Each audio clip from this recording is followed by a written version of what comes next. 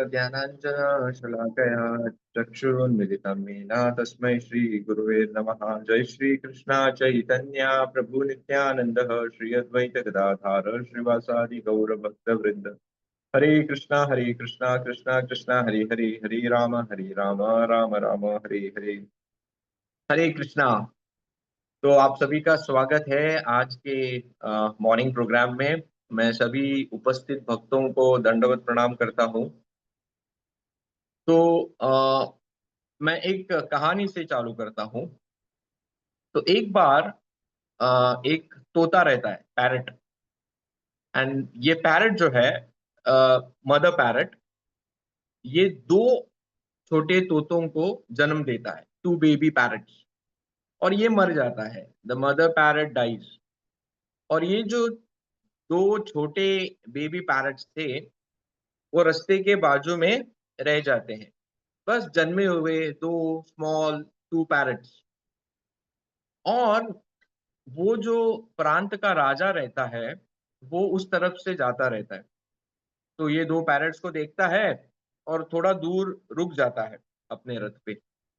और वो देखना चाहता है कि उसके राज्य के कौन है जो इन दो छोटे जन्मे हुए शिशु पैरट्स को हेल्प करता है या उनको ले जाता है। तो जब वो दूर से देखता है, तो बहुत सारे लोग आते जाते रहते हैं, कोई उसे नहीं लेते।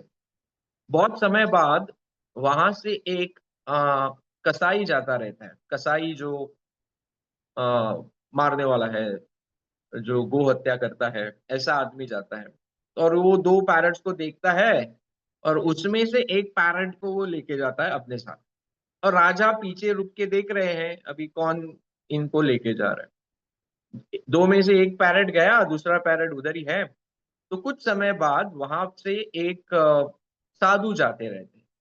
तो साधु को देखते हैं, एक पैरट है वहां पे, छोटा सा बच्चा रास्ते के किनारे। तो वो उन्हें उठाते हैं और वो साधु ले जाते हैं। तो अब ये दोनों पैरट में से एक पैरट को कसाई ले गया, एक पैरट को साधु ले गया। राजा देख रहे हैं। राजा ने आश्वस्त हो गए, चलो ये दो शिशु पैरट्स है, दो बच्चे पैरट्स है, किसी ने उनका ध्यान रखा है और कोई तो उन्हें लेके गया है। और वो उन्हें पहचानते थे क्योंकि उनके राज्य से थे। कुछ साल बीत जाते हैं। तो राजा को अचानक याद आती है, जाके देखते हैं भाई क्या हुआ ये दो छोटे पैरट्स का। जो लोग, जो दो कसाई, एक कसाई और एक साधु उन्हें लेके गए थे, जाके देखते हैं इनका क्या हुआ है।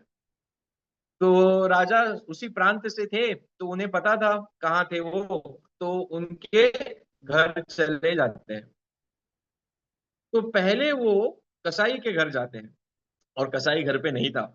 और ये जो पैरट था, जो शिशु पैरट वो लेके गए थे, वो थोड़ा बड़ा हो गया था। उसको अभी केज में डाल के, एक केज में वो बाहर था, उसके घर के बाहर। तो जैसे ही राजा अंदर आने का कोशिश करता है, ये जो पैरट है कसाई के घर में, वो राजा को एकदम धुतकारता है, जोर से चिल्लाता है, अरे कौन आ रहा है, चोर है क्या, मेरे घर में आ रहा है, मेरा मालिक नहीं है। और उसे गंदी गालियां देने लगता है ये पैरट। और राजा, अच्छा राजा था, तो ये गंदी गाली सुन के वो थोड़ा विचलित हो जाता है कि ये ऐसा क्या है, एक पैरट ही है, आदमी तो नहीं है, बट इतना गंदा गाली क्यों दे रहा है। तो वो वहां से चले जाते हैं। उसके बाद वो दूसरे जो साधु थे, जिन्होंने दूसरे पैरट को लेके गए थे, उनके पास जाते हैं। यहाँ पे भी पैरट का जो जो साधु था, वो घर पे नहीं था, पैरट बाहर पे लगाया हुआ था। तो ये जो बाहर पैरट लगाया हुआ था, जैसे ही वो राजा को देखता है, बड़ी नम्रता पूर्वक वो पैरट राजा का स्वागत करता है। वो बोलते हैं, ओ राजा, आप यहाँ आए हैं, मेरे मालिक घर पे नहीं है, कृपया आप आइए, आप बैठिए। मैं आपकी ज्यादा सेवा तो नहीं कर सकता हूँ, बट मेरे मालिक आने तक आप कृपया यहाँ बैठिए, हम बहुत खुश है कि आप हमारे घर पे आए हैं। तो राजा थोड़ा सोचने पे सोचता है कि ऐसे कैसे है। ये जो पैरट है और उसका जो दूसरा भाई है, जो मैं कसाई के घर पहले गया था, वो दोनों तो एक ही माँ से जन्मे हुए हैं। बट वो पैरट है, वो इतना अपशब्द और इतनी गालियां बकता है। बट ये पैरट, ये तोता इतना नम्र है, और इतना इसकी वाणी में इतनी मिठास है।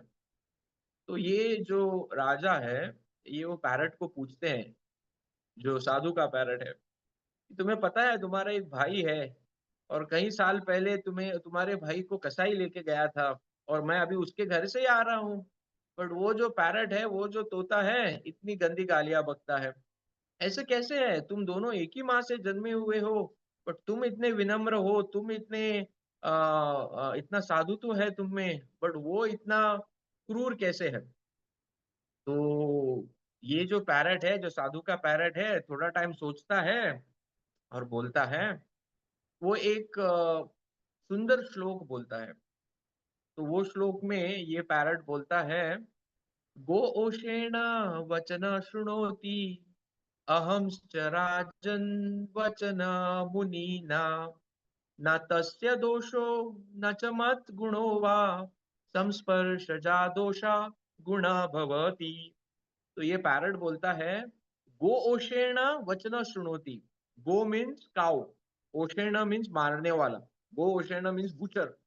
गो ओषेण वचन शृणोति, that parrot is listening to the words of a cow killer. Go oshena vachana shunoti, ahamscha rajan vachana munina. But my dear king, I am listening to the words of Muni, Sadhu. Go oshena vachana shunoti, ahamscha rajan vachana munina. Na tasya dosho, it is not his fault. Na cha mad gunova, nor it is my good qualities. Samsparshaja dosha guna bhavati. What samsparshaja, what we come in contact with, what we associate with, guna and dosha bhavati, it comes from that. So this king was very much happy with this parrot. So what we can see over here, हम यहाँ से क्या जान सकते हैं कि भले ही हम कितने भी सामान्य हो, लेकिन सेम हो, सेम ही जगह से क्रिएट हुए हो या आए हो, जैसा हमारा एसोसिएशन रहेगा, जिसका हम संग करेंगे, हम वैसे ही होंगे। तो इस कलयुग में संग से कोई दूर नहीं रह सकता है। कोई ना कोई किसी ना किसी चीज का हमें संग करना ही होता है। हम न चाहते हुए भी कोई चीज हम पे, कोई परिस्थिति हम पे, किसी और के विचार, उनका दृष्टिकोण हम पे आके, हम उसका संग करके हम उससे इन्फ्लुएंस हो जाते हैं, हम उससे प्रभावित हो जाते हैं, और वही प्रभाव हमारे जीवन में उतर जाता है। तो इसीलिए संग बहुत इंपॉर्टेंट है। तो अभी हम दो तरह के संग कर सकते हैं। एक तो हम अ, संग कर सकते हैं मनुष्यों का, हमारे आजू बाजू इर्द गिर्द जो लोग हैं उनका। तो अच्छा संग करना चाहिए, साधु संग करना चाहिए।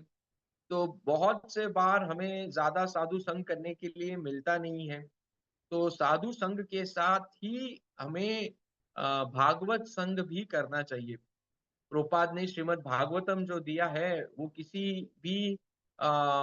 किसी भी रूप में कम चीजें हमें नहीं बहुत ज्यादा चीजें हमें सिखा सकता है।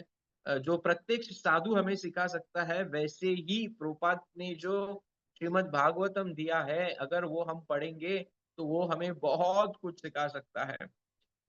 ये अभी जस्ट लास्ट वीक में वी हैड